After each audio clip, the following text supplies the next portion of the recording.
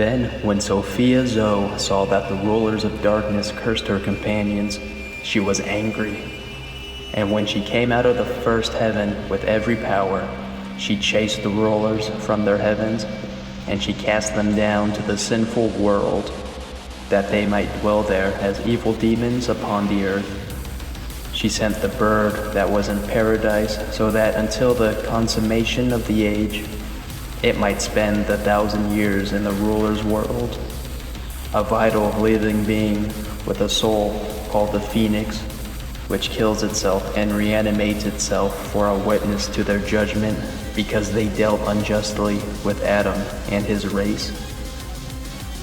What is war? In life, we're taught endless examples of war. In classrooms, we're taught it's a declaration of violence between competing tribes, factions, and nations. It's when the good guys stand up to the bad guys and initiate territorial efforts with the goal of suppressing and defeating the enemy. It's when a dominating force expands its borders for the sake of building an empire, leaving surrounding areas with the choice of either joining the empire or being annihilated. We're taught war is when the Allies stood up against the Axis powers during World War II, when the founding fathers of the United States declared independence from the British, fighting off the Redcoats who came to dismantle said independence. It's when the Crusades ignited conquest to take back the land from the Muslims. And it's when Genghis Khan decided to establish half of the known world as his own. War, as Westerners see it today, is when we engage against a global network of radical Islamic people who claim that all people of Earth should bow to their God or face the wrath of jihadist justice. You see, we are familiar with what war looks like. We can see countless motives and situations which have led humans to become active in the phases of war, to support the war, even to become individuals responsible for beginning war.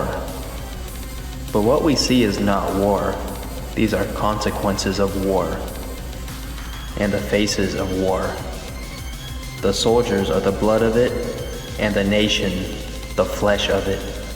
The books we read, the photos we see, the news we drown ourselves with, they never tell you what war is. They only tell you the possibilities that stem from it. If you've wandered the virtual nuclear deserts and wastelands of Fallout long enough, you'll be familiar with the game's famous saying, war never changes. For those who are familiar with philosophy, it's Plato who said, "Only the dead have seen the end of war." And it was the great author, best known for saying the forbidden N-word, Mark Twain, who stated, "God created war so that Americans would learn geography." In fact, there's an endless stream of quotes regarding war anyone could look up. Hitler had some words to say about it. Churchill liked to spew his garbage about war. So did Sun Tzu and General Patton. A lot of people like to explain what they've noticed about war, but few have said what it actually is. But I guess that's one of the reasons why Gnostics have been summoned and drawn towards their microphones and computer devices. Among our cancerous ramblings about conspiracy theories and streaming rivers of demotivational Gnostic shitpostings, we can provide the people a simple explanation of what war is. War is the greatest expression of natural order. Like how nature doesn't end, war never goes away. So long as there is a living organism that has hunger, it will need to feed on another organism. Whether it's a lion needing to feed from a gazelle, or Chaz resident demanding its vegetables, or the soils drawing upon rotting wood and leaves for nutrients so it can grow a tree, there is a hunger that drives the natural world. It's an inherent violence experience all the time that there is no escape from. It was designed this way, not by nature itself, but by the chief ruler, whose name I've spoken many times already. But what makes war the greatest expression of natural order? What makes the declared violence between groups of humans so much more important compared to when groups of ants go to battle, or when coyotes jump on a cow, or any other creature? Some argue it's because humans cause the most destruction, or that human wars consume the most resources. While I don't disagree with these things, I believe there is something far more tragic and twisted about humans when they are fully engaged in acts of war. It's not only the consequences of war that should be examined, but the states of mind that perpetuate it, that wrathful force that calls for death. What makes war the greatest expression of natural order is that it's when man assumes the position of the creator of the natural order and becomes a living archon, even if just for a brief moment. It's when every vile, abysmal principle that disregards the aeons takes form in the actions of man, to not only destroy the God-given lives of fellow men, but to terrorize and haunt those who witness it, placing the chief archon's greatest weapon against us, which is fear. And it's this fear that leads to either destabilization or aggression, two important elements within the progress of war, which dictate who is prey and who is predator. And it's when man commits predation, no other living creature could come close to doing the things man does to other man. Man in the state of war achieves what no ape or lion or virus could ever do to one another. It's when hunger for food and resources is replaced with desire for sadism. It's a hatred and bloodlust that can only come from the wickedness and arrogance taught to us by no other than Elohim and his nasty little angels early on during the time of creation of the first humans, which exist all around us in the fog of these Arconian principles that dominate this world. At this time, I'd like to share with you an example of this wartime wickedness. For those of you who don't like to hear about torture and sadistic sodomy, I suggest you end this content now. This report was made by a Miss Leonora Guerre regarding events shortly after the defeat of Germany during World War II. The report was drawn up on October 6, 1955, and discusses the events of February 16th, 17th, and 18th of 1945, which are already partially known.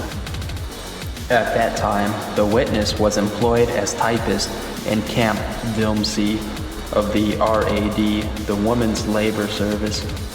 As a Brazilian, she was considered by the Russian army to be an ally, put to forced labor in the service of the National Socialist State. On the morning of February 16, 1945, a Russian division occupied the Reich Labor Service camp of Wilmsee in Neustetten. The commissar, who spoke German well, informed me that the camp was dissolved and that, as we were a uniformed unit, we were to be transported immediately to a collecting camp. Since I, being Brazilian, belonged to a nation on friendly terms with the Allies, he entrusted me with the leadership of the transport, which went to Neustetten. Into the yard of what used to be an iron foundry, we saw some 500 girls from the Women's Reich Labor Service. The commissar was very polite to us and assigned us to the foreign workers' barracks of the factory, but the allocated space was too small for 11 of us, so I went to speak to the commissar about it. He said that it was, after all, only a temporary arrangement, and offered that I could come to the typist office if it was too crowded for me, which I gladly accepted. He immediately warned me to avoid any further contact with the others, as those were members of an illegal army. My protests that this was not true were cut off with the remark that if I ever said anything like that again, I would be shot. Suddenly, I heard loud screams, and immediately 2 Red Army soldiers brought in 5 girls. The commissar ordered them to undress. When they refused out of modesty, he ordered me to do it to them, and for all of us to follow him. We crossed the yard to the former works kitchen, which had been completely cleared out except for a few tables on the window side. It was terribly cold, and the poor girls shivered. In the large tiled room, some Russians were waiting for us, making remarks that must have been very obscene, judging from how everything they said drew gales of laughter. The commissar told me to watch and learn how to turn the master race into whimpering bits of misery. Now, 2 Pole girls came in, dressed only in trousers, and the girls cried out at their sight. They quickly grabbed the first of the girls and bent her backwards over the edge of the table until her joints cracked. I was close to passing out as one of them took his knife and, before the very eyes of the other girls, cut off her right breast. He paused for a moment, then cut off the other side. I have never heard anyone scream as desperately as that girl. After this operation, he drove his knife into her abdomen several times, which again was accompanied by the cheers of the Russians. The next girl cried out for mercy, but in vain. It even seemed that the gruesome deed was done particularly slowly because she was especially pretty. The other 3 had collapsed. They cried for their mothers and begged for a quick death, but the same fate awaited them as well. The last of them was still almost a child with barely developed breasts. They literally tore the flesh off her ribs until the white bone showed. Another 5 girls were brought in. They had been carefully chosen this time. All of them were well developed and pretty. When they saw the bodies of their predecessors, they began to cry and scream. Weakly, they tried desperately to defend themselves, but it did them no good as the Poles grew ever more cruel. They sliced the body of one of them open lengthwise and poured in a can of machine oil, which they tried to light. A Russian shot one of the other girls in the genitals before they cut off her breast. Loud howls of approval began when someone brought a saw from the tool chest. This was used to tear off the breast of the other girls, which soon caused the floor to be awash in blood. The Russians were in a blood frenzy. More girls were being brought in continually. I saw these grisly proceedings as through a red haze. Over and over again I heard the terrible screams when the breasts were tortured and the loud groans at the mutilation of the genitals. When my knees buckled, I was forced onto a chair. The commissar always made sure that I was watching, and when I had to throw up, they even paused in their tortures. One girl had not undressed completely. She may also have been a little older than the others, who were around 17 years of age. They soaked her bra with oil and set it on fire, and while she screamed, a thin iron rod was shoved into her vagina until it came out of her navel. In the yard, entire groups of girls were clubbed to death after the prettiest of them had been selected for this torture. The air was filled with death cries of many hundreds of girls, but compared to what happened in here, the beating to death outside was almost humane. It was a horrible fact that not one of the girls mutilated here ever fainted. Each of them suffered mutilation fully conscious. In their terror, all of them were alike in their pleading. It was always the same, the begging for mercy. The high-pitched scream when the breasts were cut, and the groans when the genitals were mutilated. The slaughter was interrupted several times to sweep the blood out of the room and to clear away the bodies. That evening, I succumbed to a severe case of nervous fever. I do not remember anything from that point on until I came into a field hospital. German troops had temporarily recaptured Nestetten, thus liberating us. As I learned later, some 2,000 girls who had been in the RAD, BDM, and other camps nearby were murdered in the first 3 days of the Russian occupation. Signed, Miss Leonora Guerre. End of report. This report is just one of many reports of Allied atrocities that took place shortly after the fall of Germany. While some of you might say that the Germans deserve this, the report states that the commissar wasn't picking out just German girls, but any female, including Polish girls, showing that his picking of victims was indiscriminate towards Germans, and just any captured female who happened to be in the area got the same fate. There's probably many of you who listen to this report and have had your consciousness damaged. You probably hope this commissar and his Russian friends burn in hell for all eternity. But I have bad news for you. This world is hell. The hell you read about in the Bible is simply a state of worldly existence, influenced by the actions people have committed while living here.